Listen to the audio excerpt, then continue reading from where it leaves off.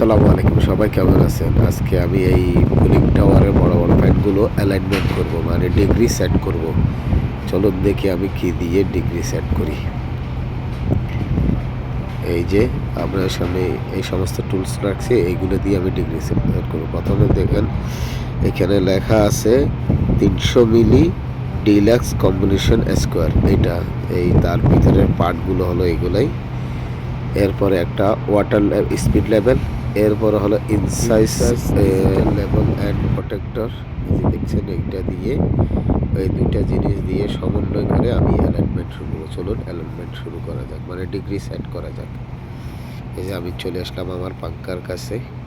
এই এটা দেখেন, ঠিক আমাকে 8 ডিগ্রি সেলসিয়াস এভাবে 8 ডিগ্রি আমাকে সেট করতে হবে। এই দেখেন আমার লেভেলও মোটামুটি ওকে, এটাতে ওকে। যেহেতু আগুলো সারফেস না, তাই একটু 19-20 হবে, এটা কোনো সমস্যা না। আপনাকে মানে 90%, 95% পর্যন্ত আপনাকে ওকে করতে হবে। আপনি 5% ছাড়ে দিতে পারবেন, মানে 0.5 আর কি। সরি, 0.5 আর কি।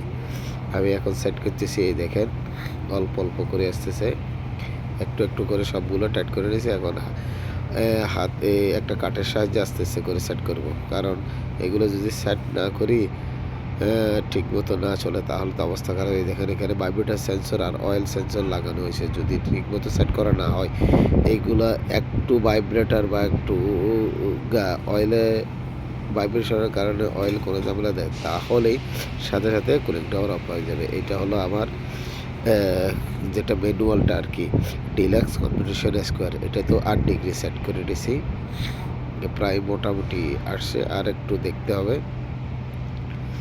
এই যেমন আমি দেখেন বাইরে কাজও করতেছি, একটু দারুণ বিয়ে দেখছি সকাল সকাল। এখন তো সৌদি আরবে বর্তমানে শীতকাল, সকাল সকাল এই কাজগুলো করতেছি আমি। একটু রোদ উঠে গেলে খারাপ লাগে, তাই সকাল সকাল এই কাজগুলো সেরে ফেলবো। বাইরের ভিউটা অনেক সুন্দর। আবার কাজে ফিরে আসলাম। দেখেন এখন প্রায় এটা সেট হয়ে গেছে। এটা দেখেন অ্যাকুরেট লেভেল। মাঝখানে আবার একটা সমস্যা পড়ে গেছে। আমি এখন শুধু ওই মানে ম্যানুয়ালটা দিয়ে করতেছি, অটোটা দিয়ে করতেছি না। আমাকে বলা হয়েছে এটা ক্যালিব্রেশন করা হয়েছে, কিন্তু ক্যালিব্রেশন আসলে হয় নাই পুরোপুরি। পরে দেখতেছি আমি যখন ওইটা দিয়ে সেট করতেছি, একটা সেট করে রিডিং উলটপালট আসতেছে। পরে ম্যানুয়ালটাতেই চলে গেছি আমি। এখন দেখেন ম্যানুয়ালটাতে মোটামুটি আল্লাহর রহমতে ভালো একটা পারফরমেন্স আসছে।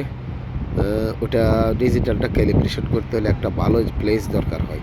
সেই প্লেসটা এখানে নাই, বা এখন করে নেওয়ার মতো সময় নাই। প্লেসটা আছে নাই, কি করে নিতে হবে আর কি। আমি এই ম্যানুয়ালটা দিয়ে আস্তে আস্তে আস্তে আস্তে করে ফেলতেছি। ইনশাল্লাহ আমাদের তো বিল তাড়াতাড়ি প্রোডাকশনে যাওয়া হবে, সেই জন্য কাজগুলো খুব দ্রুত করতে হচ্ছে। এই যে দেখেন এটাও প্রায় প্রপার।